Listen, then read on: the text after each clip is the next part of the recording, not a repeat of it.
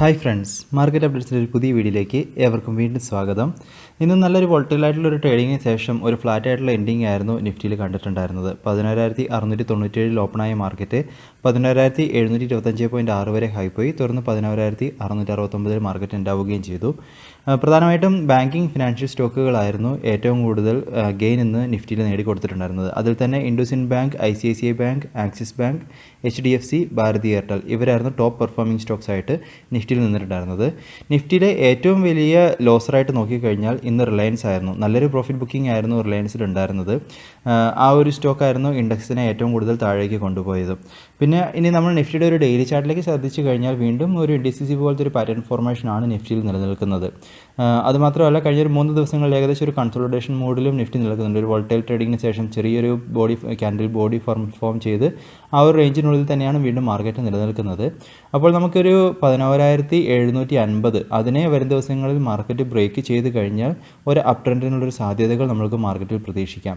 അതുപോലെ തന്നെ ഈ ഒരു 11,620 എന്ന് പറഞ്ഞുള്ളൊരു സപ്പോർട്ട് സോൺ, അതിനെ വീണ്ടും നിഫ്റ്റി വളരെ നന്നായിട്ട് തന്നെ ബഹുമാനിച്ച് നിലനിൽക്കുന്നു എന്ന് വേണം കാണാനായിട്ടുള്ളത്. അതുകൊണ്ട് തന്നെ നമുക്ക് ഈ ഒരു റേഞ്ചിൽ വരും ദിവസങ്ങളിലും ഒരു സപ്പോർട്ട് കിട്ടുമെന്ന് നമുക്ക് പ്രതീക്ഷിക്കാം. എന്നിരുന്നാലും നമുക്ക് ശ്രദ്ധിക്കേണ്ട വിഷയം, നാളെ US പ്രസിഡൻഷ്യൽ ഇലക്ഷൻ ആണ് November 3.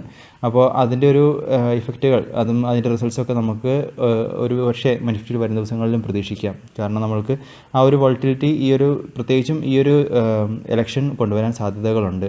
ഇനി അതുപോലെ തന്നെ ശ്രദ്ധിക്കേണ്ട വേറൊരു വിഷയം, യൂറോപ്യൻ മാർക്കറ്റിനെ സംബന്ധിച്ചിടത്തോളം ഒരു 1 month ലോക്ക്ഡൗൺ ഇംഗ്ലണ്ടിൽ പ്രഖ്യാപിച്ചിട്ടുണ്ട്. അപ്പോൾ അതും നമ്മളൊന്ന് നോട്ട് ചെയ്യേണ്ട ഒരു കാര്യമാണ്. ഇനി അടുത്തായിട്ട് നമ്മൾ ബാങ്ക് നിഫ്റ്റിൻ്റെ ചാർട്ടിലേക്ക് വരികയാണെങ്കിൽ നല്ലൊരു ബുള്ളിഷ് സിഗ്നൽ ആയിരുന്നു ഇന്ന് പ്ലോട്ട് ആയിട്ടുണ്ടായിരുന്നത്. ഇന്ന് ഏറ്റവും കൂടുതൽ നല്ലൊരു പെർഫോമൻസ് കാഴ്ചവെച്ചതും ബാങ്ക് നിഫ്റ്റി ഫിനാൻഷ്യൽ സെക്ടറിലുള്ള സ്റ്റോക്കുകളായിരുന്നു.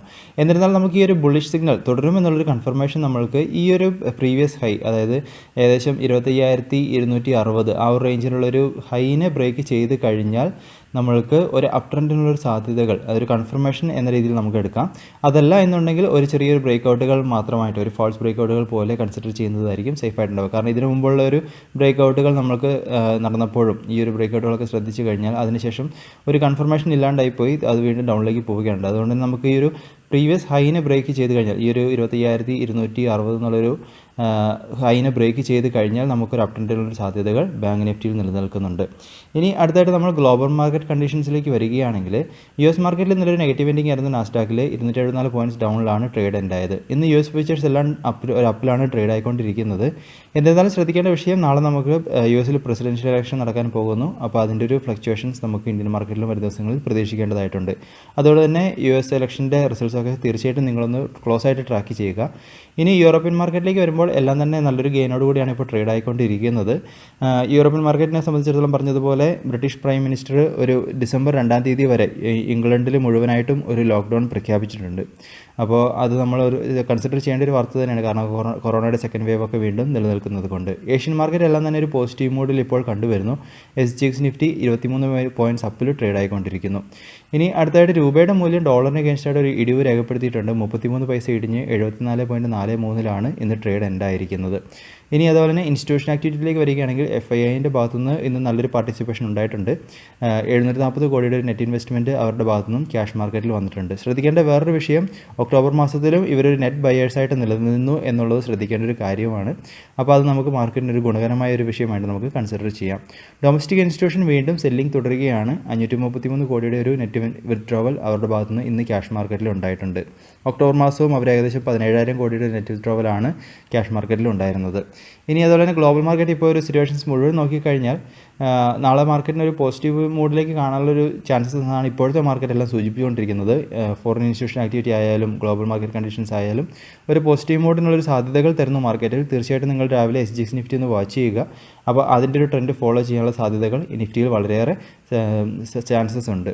ഇനി അടുത്തായിട്ട് കുറച്ച് സ്റ്റോക്കുകൾ ശ്രദ്ധിക്കാനാണെങ്കിൽ, ആദ്യമേ തന്നെ ശ്രീറാം ട്രാൻസ്പോർട്ട് ഫിനാൻസ്, ഇതിൻ്റെ സ്റ്റോക്ക് നോക്കിക്കഴിഞ്ഞാൽ ഇതിലൊരു ബുള്ളിഷ് സിഗ്നൽസ് ആണ് ഉണ്ടായിരുന്നത്.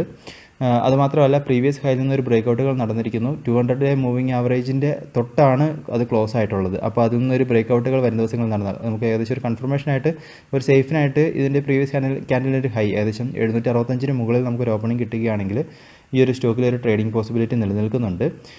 അതുപോലെ തന്നെ നല്ല വോളിയവും ഈ ഒരു സ്റ്റോക്കിൽ കാണാനായിട്ടുണ്ട്. ഇനി അതുപോലെ തന്നെ NMDCൻ്റെ ഒരു ചാർട്ട് ശ്രദ്ധിച്ചു കഴിഞ്ഞാൽ ഇതിലും ഒരു ബുള്ളിഷ് ആയിട്ടുള്ളൊരു സിഗ്നൽസ് ആണ് കഴിഞ്ഞ 3 ദിവസങ്ങളിലുള്ളത്. മുമ്പ് ഒരു ഹാമർ പോലത്തെ ഒരു പാറ്റേൺ ഫോർമേഷന് ശേഷം തുടർച്ചയായിട്ട് 3 ദിവസം ഒരു ബുള്ളിഷ് സിഗ്നൽസ് ആണ് കണ്ടുവരുന്നത്. അടുത്തൊരു റെസിസ്റ്റൻസ് സോണുകളായിട്ട് ഏകദേശം 87 അതുപോലെ തന്നെ അതിന് മുൻപായിട്ട് 85 ഈ റേഞ്ചുകളിലൊരു റെസിസ്റ്റൻസുകളുണ്ട്. അപ്പോൾ തീർച്ചയായിട്ടും ഈ ഒരു സ്റ്റോക്കിനെ നിങ്ങളുടെ അനാലിസിസിലേക്ക്, നിങ്ങളുടെ റഡാറിലേക്ക് കൺസിഡർ ചെയ്യുന്നത് നല്ലതായിരിക്കും നിങ്ങളുടെ അനാലിസിസിനായിട്ട്. അതുപോലെ തന്നെ LIC ഹൗസിംഗ് ഫിനാൻസ് ഈ ഒരു സ്റ്റോക്കിലും കഴിഞ്ഞ കുറച്ച് ദിവസങ്ങളിലായിട്ടുള്ള ഒരു ഡൗൺ ട്രെൻഡിന് ശേഷം വീണ്ടും ഒരു നല്ലൊരു ബുള്ളിഷ് സിഗ്നൽ നിന്ന് പ്ലോട്ടായിട്ടുണ്ട്. അത് മാത്രമല്ല 200 ഡേ മൂവിങ് ആവറേജിനെ ഈ ഒരു LIC ഹൗസിംഗ് ഫിനാൻസിൻ്റെ സ്റ്റോക്ക് ഇന്നത്തെ ഒരു ക്യാൻഡിൽ ബ്രേക്ക് ചെയ്തിട്ടുമുണ്ട്. അപ്പോൾ ഒരു ഏകദേശം ഈ ഒരു പാറ്റേൺ ഫോർമേഷനൊക്കെ നോക്കിക്കഴിഞ്ഞാൽ ഒരു ബുള്ളിഷ് ഹറാമി പോലത്തെ ഒരു പാറ്റേൺ ഫോർമേഷനിലേക്കാണ് ഈ ഒരു സ്റ്റോക്ക് വന്നുകൊണ്ടിരിക്കുന്നത്. അതുകൊണ്ട് തന്നെ നിങ്ങൾ ഈ ഒരു സ്റ്റോക്കിനെയും നിങ്ങളുടെ അനാലിസിസിലേക്ക് എടുക്കുക. 300 മുകളിൽ നമുക്കൊരു ഓപ്പണിംഗ് കിട്ടുകയാണെങ്കിൽ അടുത്തൊരു റെസിസ്റ്റൻസ് സോണുകളായിട്ട് 310 റേഞ്ചിലാണ് നിലനിൽക്കുന്നത്. ഇനി ഇത് മാത്രമല്ല, കുറച്ച് സ്റ്റോക്കുകൾ ഇതിന് പുറമെ ആക്സിസ് ബാങ്കിൻ്റെ സ്റ്റോക്ക് ഒന്ന് വാച്ച് ചെയ്യുക. അതിൽ നല്ലൊരു ബുള്ളിഷ് സിഗ്നൽസ് ഉണ്ട്. ബയോകോണിൻ്റെ സ്റ്റോക്കിനെ സംബന്ധിച്ചിടത്തോളം കഴിഞ്ഞ 3 ദിവസങ്ങളായിട്ടൊരു ഡോജി പോലത്തെ ഒരു പാറ്റേൺ ഫോർമേഷൻ കണ്ടിന്യൂസ് ആയിട്ട് വന്നുകൊണ്ടിരിക്കുന്നുണ്ട്. അപ്പോൾ അതിൽ നിന്നും ഒരു അപ്പിലേക്കുള്ള ബ്രേക്ക്ഔട്ടുകൾ വരുന്നുണ്ടോ എന്ന് വാച്ച് ചെയ്യുക. അങ്ങനെയാണെങ്കിൽ നമ്മൾക്കൊരു നല്ലൊരു പോസിബിലിറ്റി ഈ ഒരു സ്റ്റോക്കിലും പ്രതീക്ഷിക്കാം എന്ന് കാണാനുണ്ട്. അതുപോലെ തന്നെ അമരരാജ ബാറ്ററീസിൻ്റെ സ്റ്റോക്ക് നോക്കിക്കഴിഞ്ഞാലും കഴിഞ്ഞ 2 ദിവസങ്ങളിലായിട്ട് നല്ലൊരു അപ്പിലാണ് വന്നുകൊണ്ടിരിക്കുന്നത്. ഒരു ഡോജി ഫോർമേഷൻ ഫോം ചെയ്തതിന് ശേഷം, ഡ്രാഗൺ ഫ്ലൈ ഡോജി പോലത്തെ ഒരു ഫോർമേഷന് ശേഷം നല്ല അപ്പ് ട്രെൻഡിലാണ് കഴിഞ്ഞ 2 ദിവസങ്ങളിൽ വന്നുകൊണ്ടിരിക്കുന്നത്. തീർച്ചയായിട്ടും ഈ ഒരു സ്റ്റോക്കിനെ നിങ്ങൾ ട്രാക്ക് ചെയ്യുന്നത് നല്ലതായിരിക്കും. ഇനി അടുത്തായിട്ട് പ്രധാനപ്പെട്ട അപ്ഡേറ്റുകളിലേക്ക് പോവുകയാണെങ്കിൽ ഒക്ടോബർ മാസത്തിലെ മാനുഫാക്ചറിംഗ് PMI ഇന്ത്യയുടെ മാനുഫാക്ചറിംഗ് PMI ഡാറ്റയിൽ വീണ്ടും ഒരു വർധനവ് ഒരു നല്ലൊരു ശുഭസൂചകമായിട്ട് കാണിച്ചിട്ടുണ്ടായിരുന്നു. 56 ആയിരുന്നു ഇതിനു മുമ്പ് സെപ്റ്റംബറിൽ റിപ്പോർട്ട് ചെയ്തതെങ്കിൽ 58.9 ആണ് ഈ ഒരു ഒക്ടോബർ മാസത്തിൽ രേഖപ്പെടുത്തിയിട്ടുണ്ടായിരുന്നത്.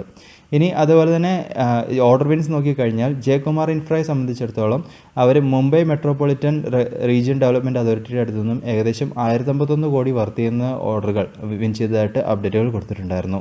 ഇനി അടുത്തായിട്ട് ഒക്ടോബർ മാസത്തിലെ സെയിൽസ് ഡാറ്റ നോക്കിക്കഴിഞ്ഞാൽ അശോക് ലെയ്ലാൻഡിൽ ടോട്ടൽ സെയിൽസിൽ 1% വർധനവും അതുപോലെ തന്നെ ഡൊമസ്റ്റിക് സെയിൽസിൽ 2% ഡിക്ലൈനും റിപ്പോർട്ട് ചെയ്തിട്ടുണ്ടായിരുന്നു.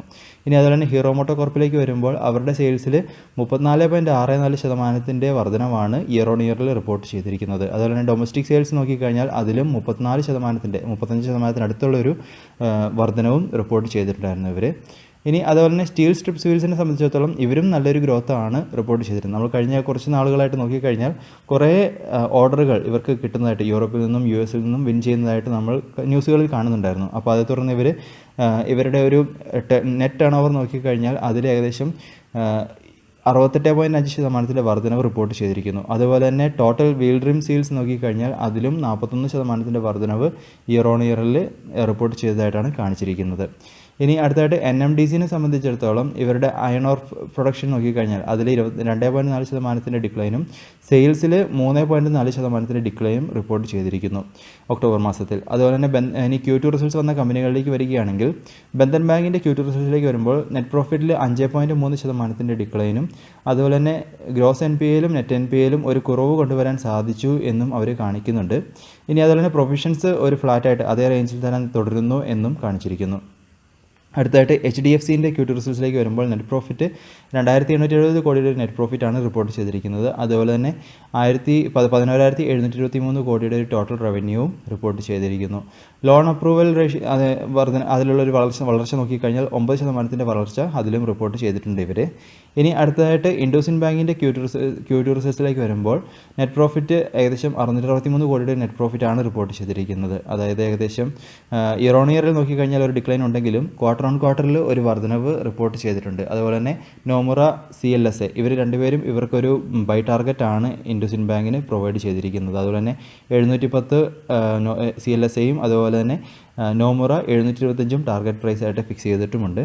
ഇനി അടുത്തതായിട്ട് NTPCനെ സംബന്ധിച്ചിടത്തോളം അവർ നെറ്റ് പ്രോഫിറ്റിൽ 7.4% ഒരു വർധനവ് റിപ്പോർട്ട് ചെയ്തിരിക്കുന്നു അവരുടെ നെറ്റ് പ്രോഫിറ്റിൽ. ഇനി അതുപോലെ തന്നെ കഴിഞ്ഞ വർഷം ഇതേ കാലയളവിൽ 3,262 കോടിയുടെ നെറ്റ് പ്രോഫിറ്റ് ആയിരുന്നു റിപ്പോർട്ട് ചെയ്തിരുന്നത്.